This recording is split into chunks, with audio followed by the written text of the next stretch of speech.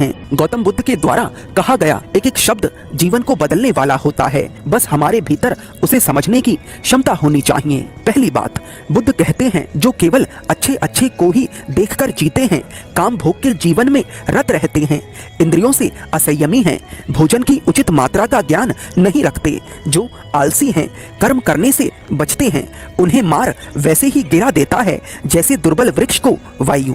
पहली पंक्ति समझते हैं, जो केवल अच्छे अच्छे को ही देखकर जीते हैं। यहाँ पर बुद्ध उन लोगों की बात कर रहे हैं जो जीवन की वास्तविकता को देखने से परहेज करते हैं, जो केवल सुख देखना चाहते हैं, दुख नहीं। उदाहरण से समझिए, मान लीजिए कोई व्यक्ति किसी भोजन के स्वाद को तो देखता है, परंतु उसे खाने से उसके भीतर जो घटता है उसे नहीं देखता। एक और उदाहरण देता हूँ, व्यक्ति शराब के नशे को तो देखता है, परंतु उससे मिलने वाली बीमारियों को नहीं देखता। वह लोगों की मौत को तो देखता है, परंतु अपनी मौत को नहीं देखता। इस तरह से जीवन को देखने वाले लोग केवल अच्छा अच्छा देखना चाहते हैं, जिसके कारण उनके जीवन का दुख कभी समाप्त नहीं होता। दूसरी पंक्ति समझिए, काम भोग के जीवन में ही रत रहते हैं। यहाँ पर बुद्ध उन लोगों की बात कर रहे हैं जो शारीरिक सुख और खाने पीने से आगे कुछ नहीं जानते हैं, जो केवल किसी दूसरे के शरीर से अपने आप को पूरा करना चाहते हैं, जिन्हें इस बात से फर्क नहीं पड़ता कि वे अपने भीतर क्या डाल रहे हैं, उन्हें बस सुख मिलना चाहिए। तीसरी पंक्ति समझते हैं, जो इंद्रियों से असंयमी हैं। इंद्रियों से असंयमी होने का अर्थ है जिनका खुद पर वश नहीं है, जो नहीं जानते कि वे क्या देखते हैं, क्या सुनते हैं, क्या सूंघते हैं, क्या छूते हैं और क्या खाते हैं। हमारे शरीर के इन 5 द्वारों से जानकारी या चीजें भीतर जाती हैं।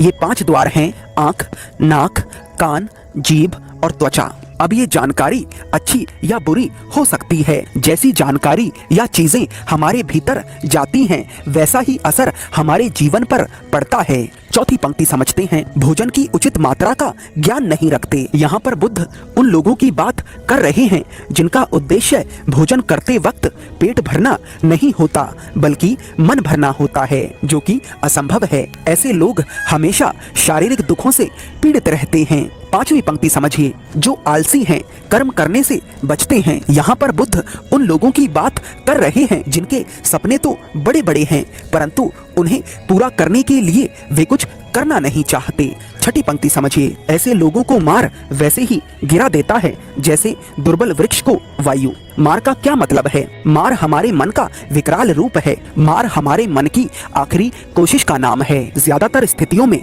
मन मालिक होता है और हम उसके नौकर, परंतु जब हमें पता चलता है कि हम नौकर नहीं बल्कि मालिक हैं, तो हम खुद को जानने के प्रयास में लग जाते हैं। जब हम खुद को जानने के बेहद करीब होते हैं, तब हमारा मन अपनी आखिरी चाल चलता है, जिसे मार के नाम से जाना जाता है। बुद्ध कहते हैं, जो अशुभ को देखते हुए जीते हैं, काम भोगों के जीवन में रत नहीं रहते, जिनकी इंद्रियां उनके वश में हैं, जिन्हें भोजन की उचित मात्रा का ज्ञान है, जो कर्म करने से डरते नहीं, उन्हें मार वैसे ही हिला नहीं पाता जैसे वायु हिमालय पर्वत को हिला नहीं पाती। अशुभ को देखने का मतलब है जीवन की वास्तविकता को स्वीकारना।